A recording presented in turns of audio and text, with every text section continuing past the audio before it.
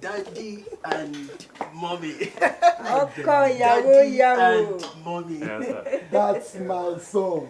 Ọmọ tẹ́kùn bá bí ẹkùn níjọ. Well, let's wonder about August visitor lele. Ẹ̀yin náà la wá rí. Okay. Ṣé kò sí? Daddy, nípa ọ̀rọ̀ wedding mi. Mo suggest láti launch Range Rover Sports. I mean the latest one, sir. Sherry kò kí ṣe mi nìkan ni mo dábàá èmi àti ìyàwó mi. Ẹ ṣá mọ̀ wípé ọmọ bá ní ọmọ yín fẹ́.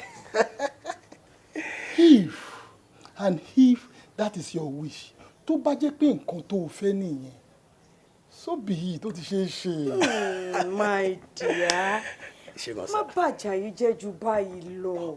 Ó dáa, nígbà tí ó bá fẹ́ ṣe wedding, tó wá sọ pé Range Rover Sport ló máa fún, tó bá bímọ kí ló fẹ́ fún. Ṣé o ti gbàgbé pé ìdílé ọba láti lọ yàn?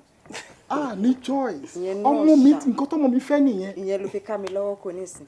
Ó dáa, kò sí wàhálà o. Daddy, bó ṣe sọ̀rọ̀ yín gan-an ni mo bá. Ọ̀rẹ́ mi ti sọ fún mi pé tí bá bá dọ́dọ̀ yín, nǹkan tó ń bá wa ẹ máa ṣe fún wọn. Ó ti yọjú. Àwọn ọmọ jáde lọ. Àwọn tó kù wà nínú ilé. Daddy, ṣé wine wà báyìí? Everything. All right, let's go.